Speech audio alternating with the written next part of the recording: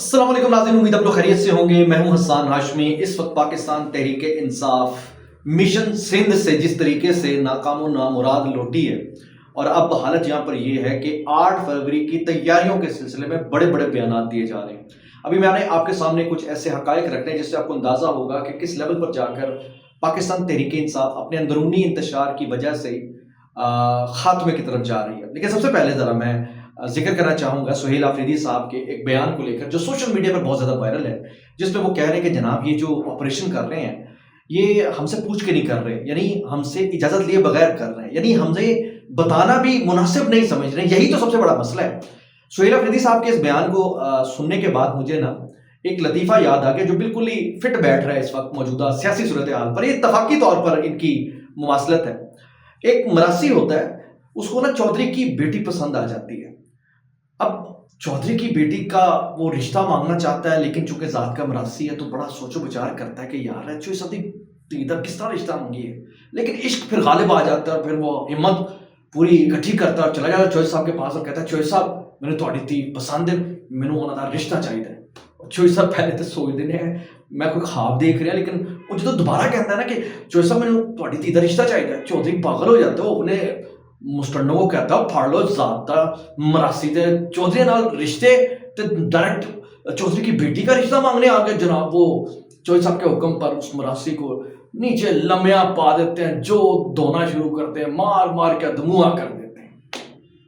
اب خیر جب مار مار کے تھک جاتے چودھری رو دیتا ہے، اور جب مراسی مار کھا رہا ہوتا ہے وہ پھر نا ایسے کپڑے جھاڑتے اڑتا ہے اور کہتا ہے ٹھیک ہے چودھری صاحب میں انکار ہی سمجھا۔ تو اس وقت نا تحریک انصاف کی کچھ حالت ایسی ہو رہی ہے، حکومت نے ریاست نے فیصلے کر لیے ہیں، ملک کے اندر امن قائم ہونا ہے، اور انشاءاللہ اللہ کی رحمت سے ملک کے جو دشمن ہیں وہ اپنے اپنے انجام کو پہنچ رہے ہیں۔ اب اس وقت موجودہ جو آپریشن کے پوائنٹ آف ویو سے ذرا ایک لمحے کے لیے تصور کر لیجئے کہ ہمارے افواج ہمارے جوان کس طریقے سے اپنی جانوں کی قربانیاں دے رہے ہیں۔ کل بھی ہمارے پولیس والے شہید ہوئے، آج بھی امن کمیٹی کے جو ممبران ہیں 4 ممبران کو دہشت گردوں نے مار دیا۔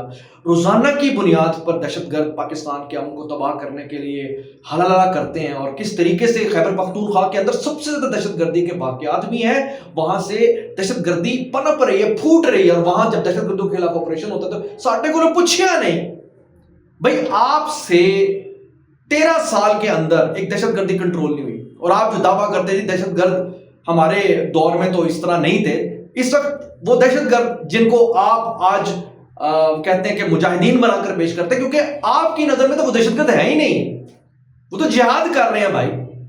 ان کا کیا کہنا ہے، وہ ایک جہاد کر رہے ہیں، جس طرح آپ ایک پولیٹیکل جہاد کر کے لوگوں کو بیوقوف بنا رہے ہیں، ایک اسلامک ٹچ کے ذریعے آپ پورے ملک کے امن کو داؤ پر لگا رہے ہیں۔ انہوں نے آپ پر حملہ کیوں کرنا ہے بھائی؟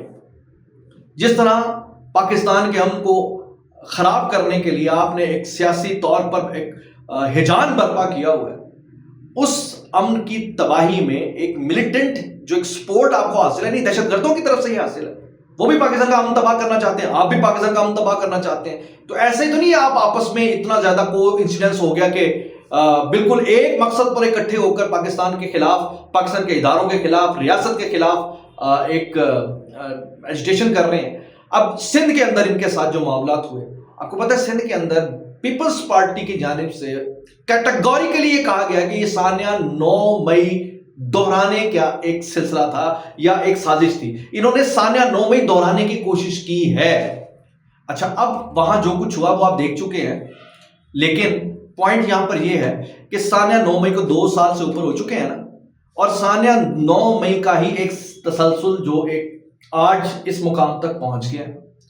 اور اسی سلسلے میں آپ کو بتاؤں کہ یہ جتنا اس وقت پاکستان کے خلاف موومنٹ چلانے کی کوشش کر رہے ہیں، یہ سانیہ 9 مئی کی سلسلے کی ہی ایک کڑی ہے۔ چونکہ اس وقت احتساب نہیں کیا، اب تک احتساب نہیں ہوا، سانیہ 9 مئی کے مجرمان کو اگر آپ ایز پر لا کٹہرے میں لا کر کھڑا کر دیتے، ان کو ان کے انجام سے دوچار کر دیتے، ان کو ڈسپیوٹڈ اور اس کو کنٹروورشل نہ کرتے، تو میرا نہیں خیال کہ پاکستان کے اندر اس طرح کے معاملات اور حالات ہونے تھے۔ آپ ایک لمحے کے لیے تصور کریں پچھلے 2-2.5 سال کے اندر، خاص طور پر جب سے تحریک عدم اعتماد ہوئی ہے، اس سے پہلے تک یا عمران خان کے آنے سے پہلے تک ہماری زندگیوں میں آپس کی ڈسکشن میں ہمارا بدترین دشمن بھارتی فوج ہوتی تھی. ہم انڈیا سے بچنے کی تدبیریں کرتے تھے, ہم انڈیا سے بچنے کے حوالے سے پلاننگ کرتے تھے. لیکن جب سے عمران خان آئے ہیں, اور خاص طور پر تحریک عدم اعتماد کے ذریعے یہ سارا عمران خان نے پورے ملک کو جام کرنے کی کوشش کی ہوئی ہے, نظام کو تلپٹ کرنے کی کوشش کی ہوئی ہے, ہم صرف اور صرف پاکستان کی فوج کے حوالے سے بات سنتے ہیں. اور پاکستان انڈین فوج کو چھوڑ کر پاکستان کی فوج پر وہ ساری محاورے, وہ سارے تانے, وہ سارے جملے فٹ کیے جاتے ہیں جو انڈین آرمی پہ فٹ کیے جاتے رہے آج تک, مطلب اس سے پہلے تک. کتنی بڑی بدقسمتی ہے کہ پاکستان کے بقا کے ضامن ادارے کو, میری آپ کی سلامتی کے ادارے کو اس طرح ملائن کیا جا رہا ہے. اپنے ہی گھر کو, اپنے ہی شاخ جس پر آپ بیٹھے ہیں اس کو کاٹنے کے سلسلے میں کوئی بغیر روح رعایت کے کھلم کھلا ایک دشمنی کی بنیاد پر سیاست کی جا رہی ہے. ریاست کے لیے سیاست کی جاتی ہے, ریاست کے خلاف سیاست نہیں کی جاتی. جب ریاست کے خلاف سیاست ہوتی ہے تو وہ دشمن کی طرف سے ہوتی ہے. تو اس وقت رائٹ ناؤ بھارت کے اندر سے پوری پاکستان تحریک انصاف کو ایک مورل اور ایک جو دیگر سپورٹ ہے, فائنینشل سپورٹ بھی حاصل اس طریقے سے ہے کہ جس فارن فنڈنگ کیس کو انہوں نے ابھی تک چھیڑا نہیں ہے, وہ ڈیسائیڈڈ ہو چکا ہے. فارن فنڈنگ کیس یاد ہے نا آپ کو, اکبر ایس بابر صاحب والا, اس کو بھی رکوانے کے لیے عمران خان صاحب نے ایڑی چوٹی کا زور لگایا, فیض حمید صاحب نے ایڑی چوٹی کا زور لگایا. یہ وہ پاکستان کے ہیروز ہیں اکبر ایس بابر جیسے, جنہوں نے اس کیس کے جیت کر, اور جیتے ہیں وہ, یہ دکھایا اور بتایا کہ عمران خان کو فنڈنگ اسرائیل سے ہوتی رہی ہے, بھارت سے ہوتی رہی ہے, اور نوٹوں کے, ڈالروں کے بورے بھر بھر کر ان کو لانچ کیا جاتا رہا.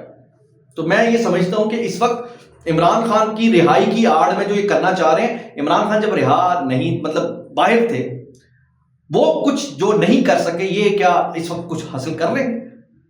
8 فروری یہ کہتے ہیں جناب 8 فروری کو ہم ڈی چوک نہیں جائیں گے, لیکن ہم ایسا کریں گے کہ آپ کو پتہ ہی نہیں چلے گا, لیکن ہم کیا کریں گے. ضرور دھمکیاں دیکھیں.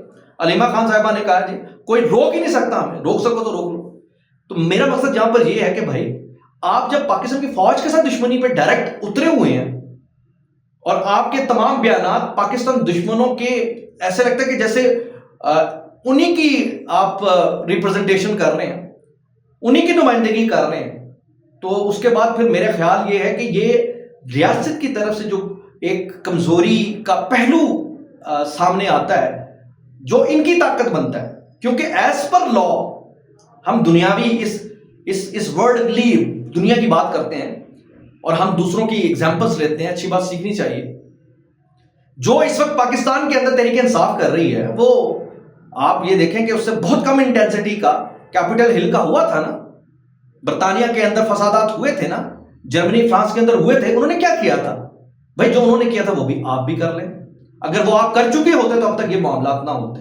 دیر آئے درست آئے, لیکن کریں. ریاست کو ایز اے ہارڈ اسٹیٹ آگے موو آن کرنا پڑے گا بھائی. ریاست جب تک موو آن ہارڈ اسٹیٹ نہیں کرے گی تو اس میں تو پھر ہمارے اندر سے ہی پاکستان کے دشمن آپ کے لیے درد سر بنتے رہیں گے. تو میرے خیال سے اب یہ ٹائم بھی بس ہنی مون پیریڈ جو ہے نا ان کا ختم ہونے والا ہے, اور ریاست ایسے ہی ٹریٹ کرے گی جیسے ایک مہذب دنیا کرتی ہے. حسان ہاشمی کو اجازت دیجیے. اللہ حافظ.